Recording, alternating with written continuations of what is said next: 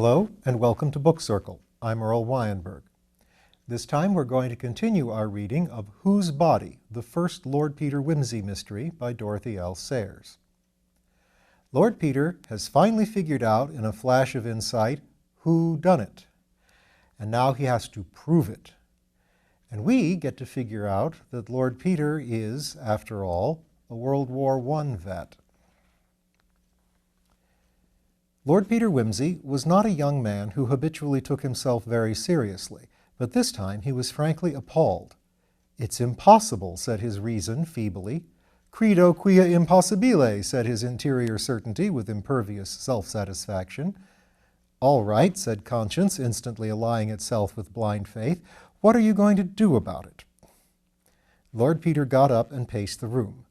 "Good Lord," he said, "good Lord." He took down Who's Who from the little shelf over the telephone and sought comfort in its pages.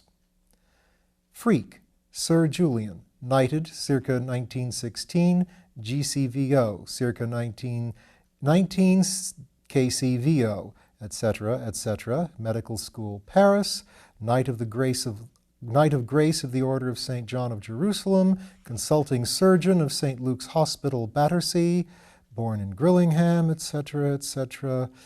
Publications, some notes on the pathological aspects of genius, 1892. Statistical contributions to the study of infantile paralysis in England and Wales.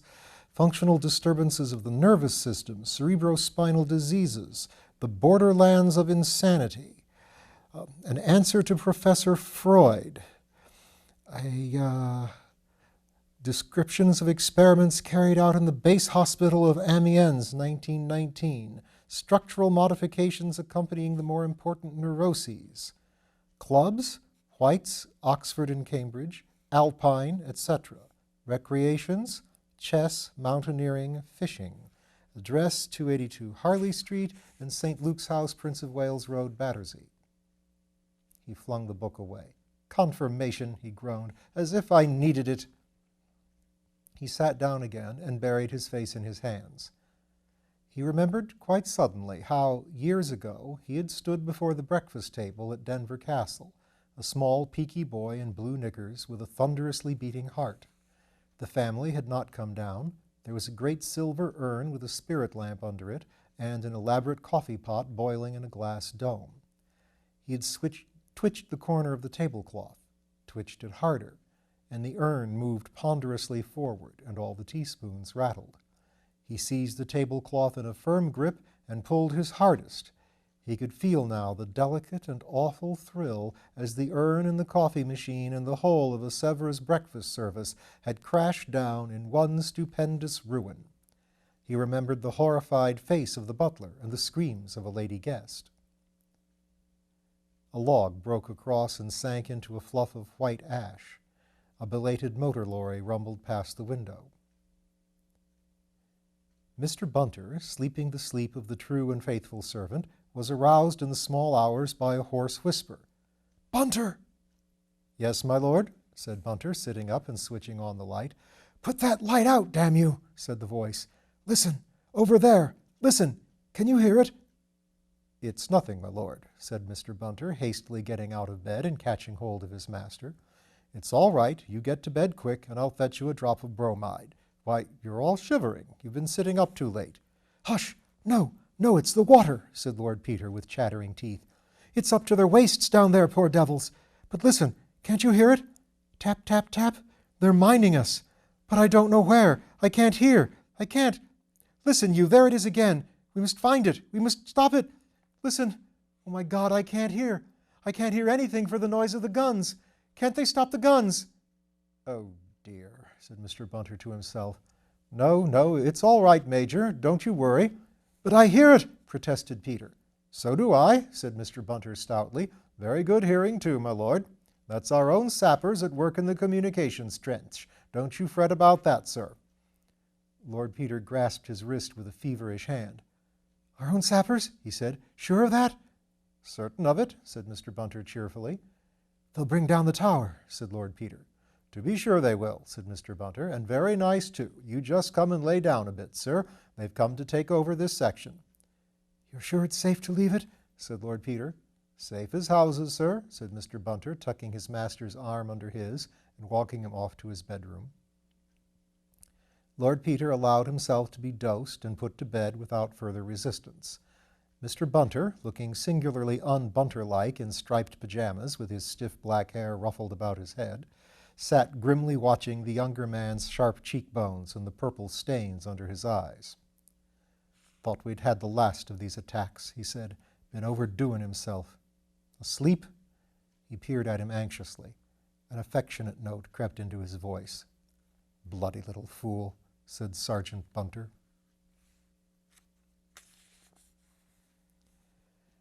Mr. Parker, summoned the next morning to 110 Piccadilly, arrived to find the Dowager Duchess in possession. She greeted him charmingly.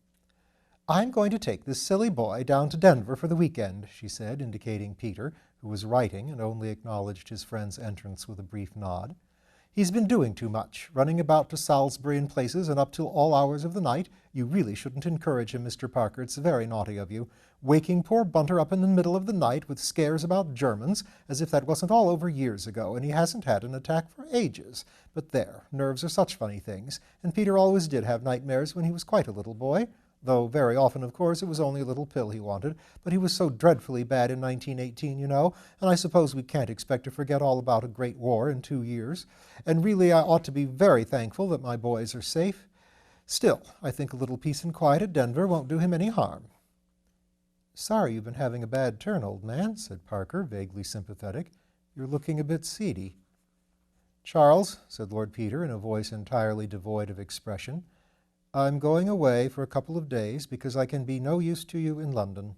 What has got to be done for the moment can be much better done by you than by me. I want you to take this," he folded up his writing and placed it in an envelope, "to Scotland Yard immediately, and get it sent out to all the workhouses, infirmaries, police stations, YMCAs, and so on in London. It is a description of Thipps's corpse as he was before he was shaved and cleaned up. I want to know whether any man answering to that description has been taken in anywhere, alive or dead, during the last fortnight. You will see Sir Andrew Mackenzie personally and get the paper sent out at once by his authority. You will tell him that you have solved the problems of the Levy murder and the Battersea mystery." Mr. Parker made an astonished noise to which his friend paid no attention. "And you will ask him to have men in readiness with a warrant to arrest a very dangerous and important criminal at any moment on your information. When the replies to this paper come in, you will search for any mention of St. Luke's Hospital or of any person connected with St. Luke's Hospital, and you will send for me at once. Meanwhile, you will scrape acquaintance, I don't care how, with one of the students at St. Luke's. Don't march in there blowing about murders and police warrants, or you may find yourself in Queer Street. I shall come up to town as soon as I hear from you, and I shall expect to find a nice ingenuous Sawbones here to meet me." He grinned faintly. "Do you mean you've got to the bottom of this thing?" asked Parker. "Yes, I may be wrong. I hope I am, but I know I'm not." "You won't tell me?" "Do you know," said Peter, "honestly, I'd rather not. I say I may be wrong, and I'd feel as if I'd libeled the Archbishop of Canterbury." "Well, tell me, is it one mystery or two?" "One." "You talked of the Levy murder. Is Levy dead?" "God, yes," said Peter with a strong shudder.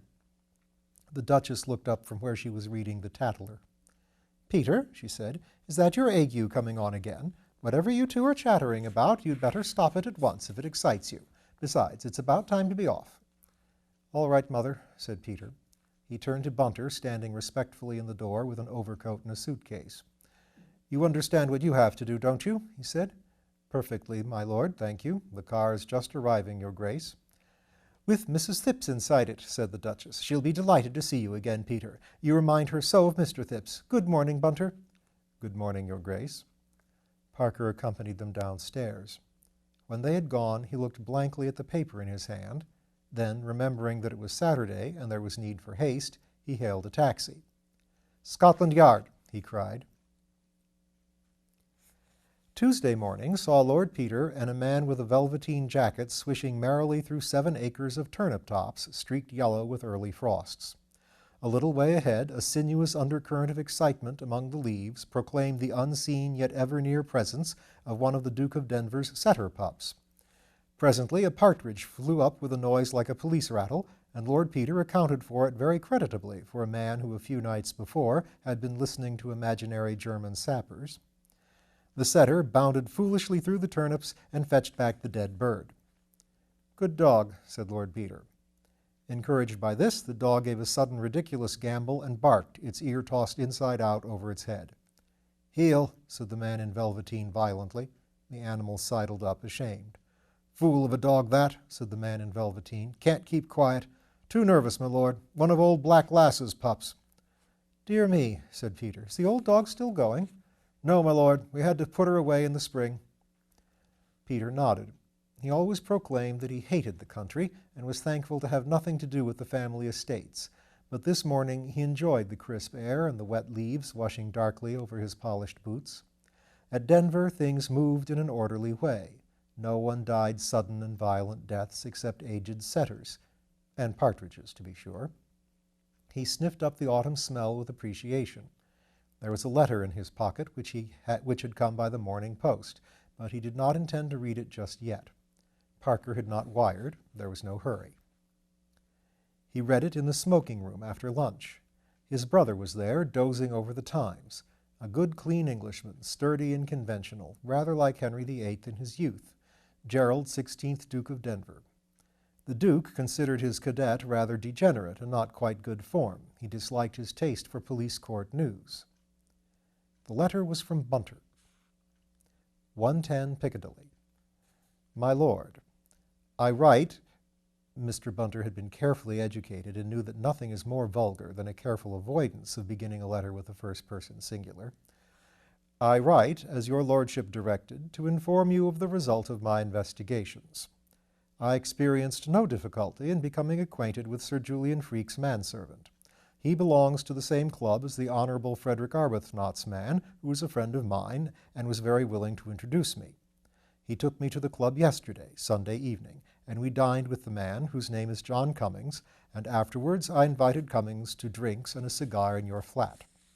Your lordship will excuse me doing this, knowing that it is not my habit, but it has always been my experience that the best way to gain a man's confidence is to let him suppose that one takes advantage of one's employer. "I always suspected Bunter of being a student of human nature," commented Lord Peter. "I gave him the best old port."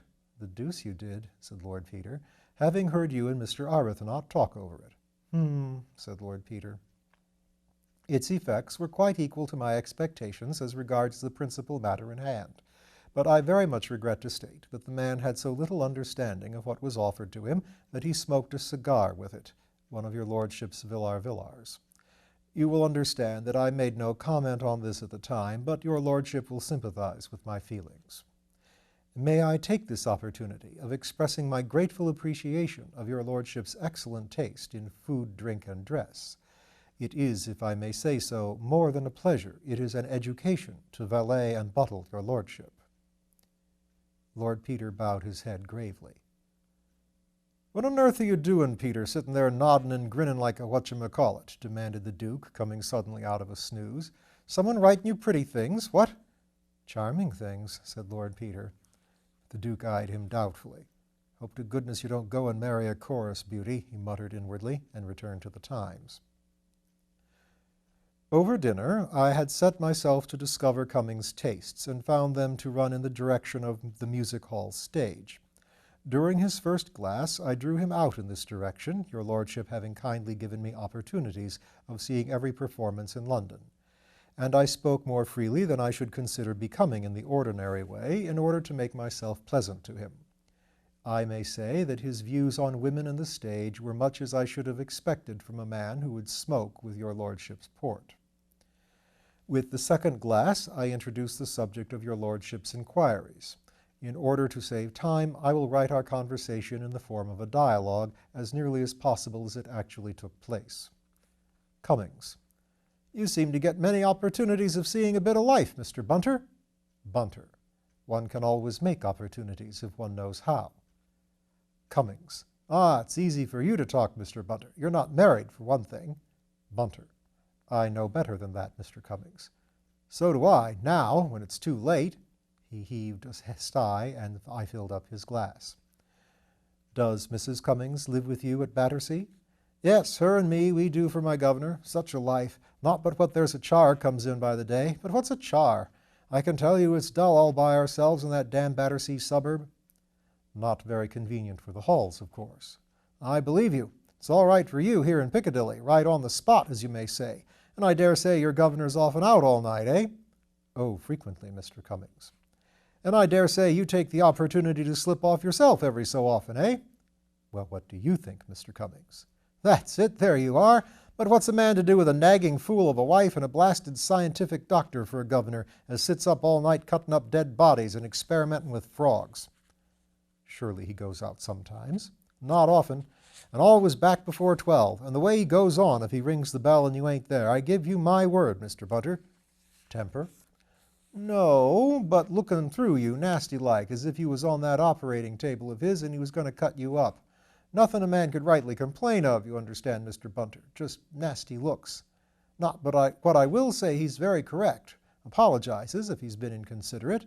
But what's the good of that when he's been and gone and lost you your night's rest? How does he do that? Keep you up late, you mean? Not him, far from it. House locked up and household to bed at 10:30. That's his little rule. Not but what I'm glad enough to go, as a rule. It's that dreary. Still, when I do go to bed, I like to go to sleep.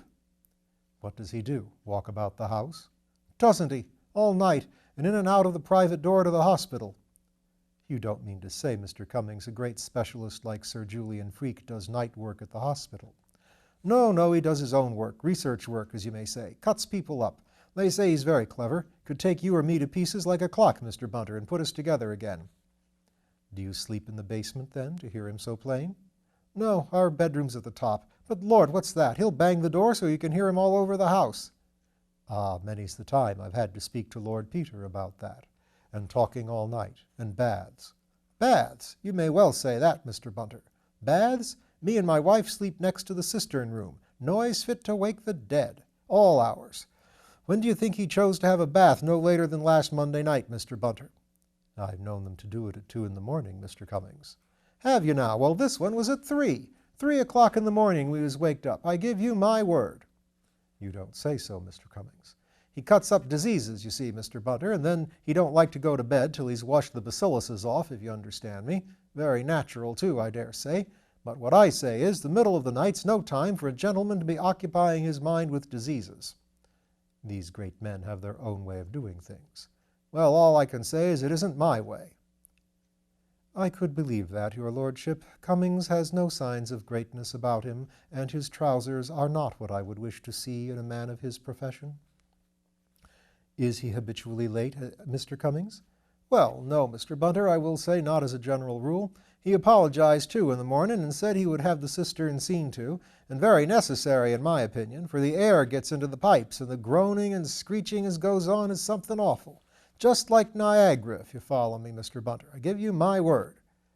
Well, that's as it should be, Mr. Cummings. One can put up with a great deal from a gentleman that has the manners to apologize. And, of course, sometimes they can't help themselves. A visitor will come in unexpectedly and keep them late, perhaps. That's true enough, Mr. Bunter. Now I come to think of it, there was a gentleman come in on Monday evening. Not that he came late, but he stayed about an hour and may have put Sir Julian behindhand. Very likely. Let me give you some more port, Mr. Cummings, or a little of Lord Peter's old brandy. A little of the brandy, thank you, Mr. Bunter. I suppose you have the run of the cellar here? He winked at me. Trust me for that, I said, and fetched him the Napoleon. I assure you, your lordship, it went to my heart to pour it out for a man like that. However, seeing we had got on the right track, I felt it wouldn't be wasted. I sure wish it was always gentlemen that come here at night. Oh, pardon me. I'm sure I wish it was always gentlemen that came here at night, I said. Your lordship will excuse me, I am sure, making such a suggestion. Good God, said Lord Peter, I wish Bunter was less thorough in his methods. Cummings. Oh, he's that sort, his lordship, is he? He chuckled and poked me. I suppress a portion of his conversation here which could not fail to be as offensive to your lordship as it was to myself. He went on, No, it's none of that with Sir Julian. Very few visitors at night and always gentlemen, and go in early as a rule, like the one I mentioned. Just as well. There's nothing I find more wearisome, Mr. Cummings, than sitting up to see visitors out. "Oh, I didn't see this one out. Sir Julian let him out himself at 10 o'clock or thereabouts. I heard the gentleman shout good night, and off he goes." "Does Sir Julian always do that?" "Well, it depends. If he sees visitors downstairs, he lets them out himself. If he sees them upstairs in the library, he rings for me." "This was a downstairs visitor, then?" "Oh, yes. Sir Julian opened the door to him, I remember. He happened to be working in the hall, though now I come to think of it, they went up to the library afterwards. That's funny. I know they did, because I happened to go up to the hall with the Coles, and I heard them upstairs. Besides, Sir Julian rang for me in the library a few minutes later. Still, anyway, we heard him go at 10, or it may have been a bit before. He hadn't only stayed about 3/4 of an hour. However, as I was saying, there was Sir Julian banging in and out of the private door all night, and a bath at 3 in the morning, and up again at breakfast at 8. Beats me. If I had all his money, curse me if I'd go poking about with dead men in the middle of the night. I'd find something better to do with my time, eh, Mr. Bunter?" I need not repeat any more of his conversation, as it became unpleasant and incoherent, and I could not bring him back to the events of Monday night. I was unable to get rid of him till 3. He cried on my neck and said I was the bird and you were the governor for him. He said that Sir Julian would be greatly annoyed with him for coming home so late, but Sunday was his night out, and if anything was said about it, he would give notice. I think he will be ill-advised to do so, as I feel he is not a man I could conscientiously recommend if I were in Sir Julian Freke's place. I noticed that his boot heels were slightly worn down. I should wish to add, as a tribute to the great merits of your lordship's cellar, that although I was obliged to drink a somewhat large quantity both of the Cockburn 68 and the 1800 Napoleon, I feel no headache or other ill effects this morning. Trusting that your lordship is deriving real benefit from the country air, and that the little information I have been able to obtain will prove satisfactory, I remain, with respectful duty to all the family, obediently yours, Mervyn Bunter. "You know," said Lord Peter thoughtfully to himself, "I sometimes think Mervyn Bunter's pulling my leg." "What is it, Soames?" "A telegram, my lord." "Parker," said Lord Peter, opening it. It said, "Description recognized, Chelsea workhouse. Unknown vagrant, injured street accident Wednesday week. Died workhouse Monday. Delivered St. Luke's same evening by order Freak. Much puzzled, Parker." "Hurrah!" said Lord Peter, suddenly sparkling. "I'm glad I've puzzled Parker. Gives me confidence in myself. Makes me feel like Sherlock Holmes. Perfectly simple, Watson. Dash it all, though this is a beastly business. Still, it's puzzled Parker." "What's the matter?" asked the Duke, getting up and yawning. "Marching orders," said Peter. "Back to town. Many thanks for your hospitality, old bird. I'm feeling no end better. Ready to tackle Professor Moriarty or Leon Kestrel or any of 'em." "I do wish you'd keep out of the police courts," grumbled the Duke. "It makes it so dashed awkward for me, having a brother making himself conspicuous."